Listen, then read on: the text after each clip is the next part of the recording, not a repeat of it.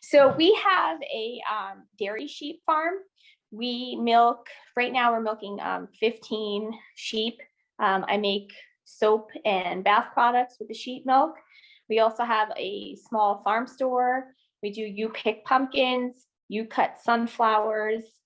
I do homeschool education groups, trips for kids to come, petting zoo, and then we also host craft fairs as well.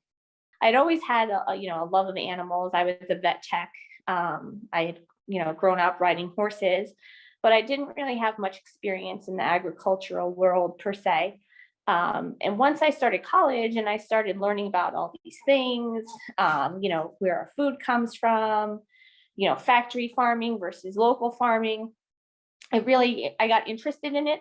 So I started out with probably about 20 chickens. And I just started selling eggs, and then we started gardening and I did blueberries.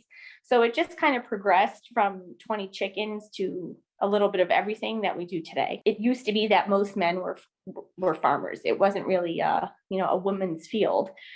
Opportunity wise, there is a lot of financial assistance as far as grants and programs and trainings that are targeted for women. And then there's also in particular women farmers, and then you can get into women veteran farmers. So there's a lot of resources out there for help on how to get started. So I first learned about McNulty through SUNY Cobleskill. They hosted a roundtable convention for farmers. They had a booth available there, and I went over to them and we started talking. I let them know that I was a spouse of a veteran. They said that I would absolutely qualify for help. And from there, we just started chatting back and forth via email. And then, the pandemic came and they were just right on top of things. They were sending emails, daily about the Paycheck Protection Program, how to apply, how they could help apply. They were sending out Zoom meetings, information, how to find out, different sources of income to navigate through this.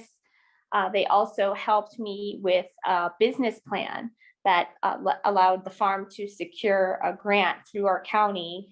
And then that also led to 2 other grants. So I probably would have had a much harder time getting through this pandemic without their help.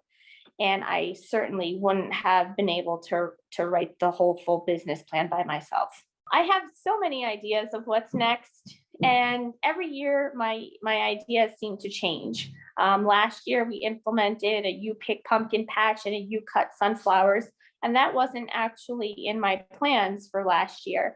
I kind of just decided, hey, we have to innovate a way to get through this year with this pandemic and the loss of income.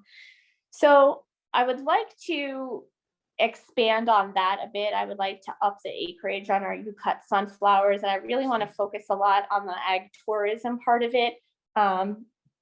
There is a need for kids to learn how to grow food and learn, how to take care of animals and, be outdoors and walk our trails. And it's just important for me to be able to open our farm to the public.